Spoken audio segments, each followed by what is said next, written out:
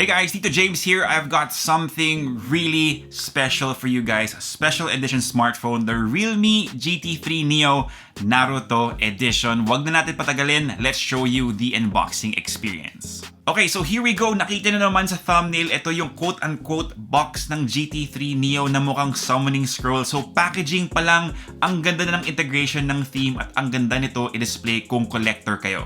Now for the contents, you have the phone itself at ang ganda niya guys. I can't stress that enough, pero itabi muna natin to for now.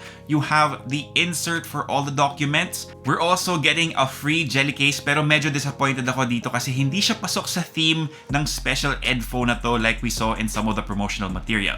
Pero okay lang, medyo bumawi naman sila pagdating sa cable at yung charger na to, it's well thought out. Plus, that charger guys goes all the way up to 160 watts.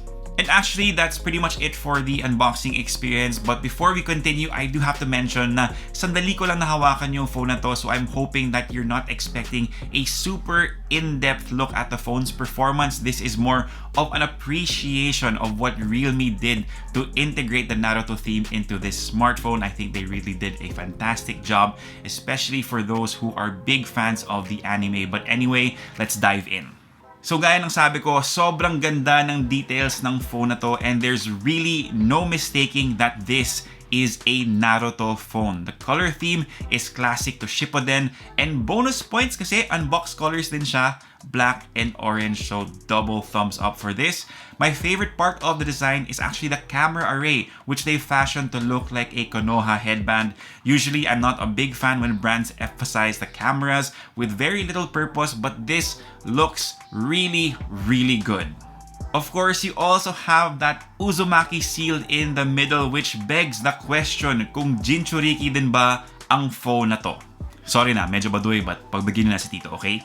Now, one of the details that almost escaped me and has turned into actually one of my favorite things about this phone are those 3 lines on either side of the device, which reminds me of the whiskers that Naruto has. It's a nice little touch, solid lang siya.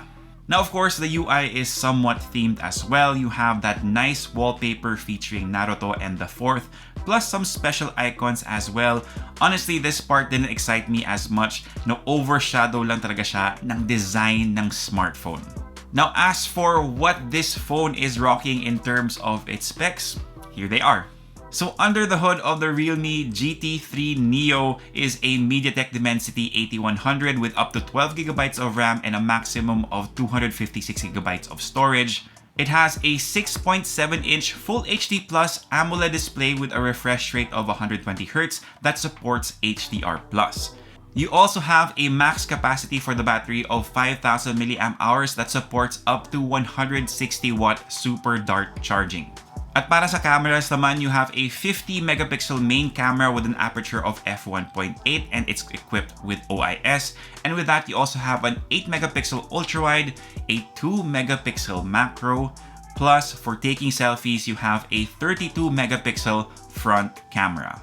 Now, I don't know if you noticed yung pinakita ko yung screen ng phone, pero walang GMS yung phone na to, which brings me to my next point. You see, the thing about this smartphone, the realme GT3 Neo Naruto edition, is that it won't be sold here in the Philippines at an official capacity. I don't even know if there are some resellers who are gonna make this available. But I think it's such a wasted opportunity for both the brand and for fans of Naruto, since this is, again, an amazing special edition smartphone. Hopefully, they have a change of heart and they bring over a few units na parang i-lottery style lang nila, parang what they do sa mga sneakers, and that gives the opportunity for fans of the anime and the manga to own this amazing special edition phone and drum up some marketing buzz for the brand.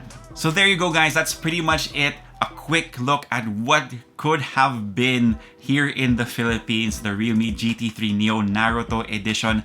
I may not be a huge fan of the anime or the manga, but I appreciate what realme has done to make this special edition smartphone possible. Now, if you like this video, give us a thumbs up, sub to the channel, make sure you hit that notification bell. If you have any questions, leave them down below, and I'll try my best to get to them as soon as I can. For all the latest in tech, head to unbox.ph, plus follow us on Facebook, Instagram, and on TikTok. My name is Tito James. Peace, God bless, see you guys next time, and of course, stay safe.